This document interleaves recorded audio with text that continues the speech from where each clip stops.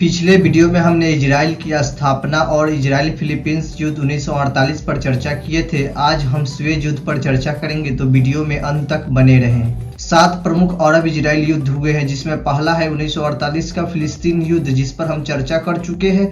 आज हम इस वीडियो में 1956 का स्वेज युद्ध पर चर्चा करेंगे। सन 1956 से पहले इजराइल तथा बाद में ब्रिटेन और फ्रांस द्वारा मिस्र पर किया गया आक्रमण स्वेज संकट कहलाता है। यह आक्रमण स्वेज नहर पर पश्चिमी देशों का नियंत्रण पुनः स्थापित करने तथा मिस्र के राष्ट्रपति अब्दुल नासिर को सत्ता से हटाने के उद्देश्य से किया गया था। सन 1956 में मिस्र की आर्थिक प्रगति बहुत हद तक नील नदी की प्रवाह को नियंत्रित करने पर निर्भर करती थी, और यह प्रगति तभी संभव हो पाई जब नील नदी पर आसवन बंद बना लिया गया। सोवियत और अमेरिका दोनों ही पक्षों ने बांध बनाने के लिए वित्तीय मदद देने की पेशकश की, लेकिन मिस्र के आर्थिक दुर्बलता का बहाना बनाकर रोक दिया गया।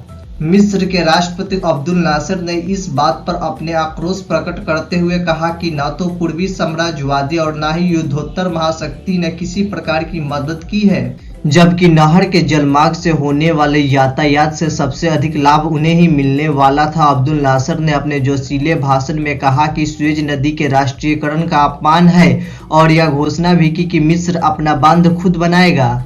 युद्ध शुरू होने के बाद संयुक्त राज्य अमेरिका, सोवियत संघ और राष्ट्र संघ ने राजनैतिक हस्तक्षेप किया और आक्रमणकारी देश पीछे हटने पर बाध्य हुए। 1858 में फ्रांसीसी इंजीनियर फर्डिनेंड डी लेप्लेक्स ने नहर के निर्माण के व्यक्त उद्देश्य के लिए स्वेज नहर कंपनी का गठन किया।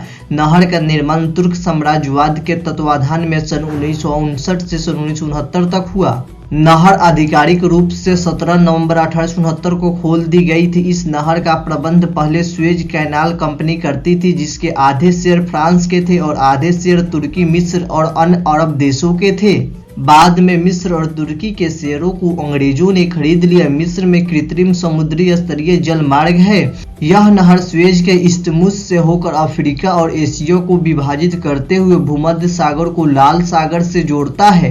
1866 ईस्वी में इस नहर को पार होने में 36 घंटे का समय लगते थे, पर आज 18 घंटे से कम समय ही लगता है। यह वर्तमान में मिस्र देश के नियंत्रण में है। स्वेज नहर यूरोप और एशिया को जोड़ने में भी महत्वपूर्ण भूमिका निभाती है। साथ ही यह अफ्रीका के Cape of the Good Hope से होकर नेविगेट जल यात्रा की आवश्यकता को समाप्त कर देती है। इस तरह करीब 7000 किलोमीटर तक की दूरी को कम करती है, जो 14 दिनों का सफर माना जाता है। इस तरह करीब 7000 किलोमीटर तक की दूरी को कम कर देती है, जो 14 दिनों का सफर माना जाता है। स्वेज नहर के दक्षिण छोर पर स्वेज बंदरगाह और उत्तरी छोर पर सईद बंदरगाह है। जब इसका निर्माण हुआ तो स्वेज नहर 164 किलोमीटर यानी 102 मील लंबी और 8 मीटर यानी 26 फीट गहरी थी।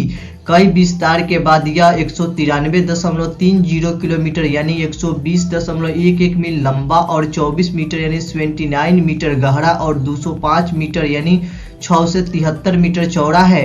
साथियों, ये रही स्वेज युद्ध से संबंधित बातें, जिसे हमने आपको इस वीडियो में बताया है। अगर आपको वीडियो अच्छा लगा तो चैनल को सब्सक्राइब करें। धन्यवाद।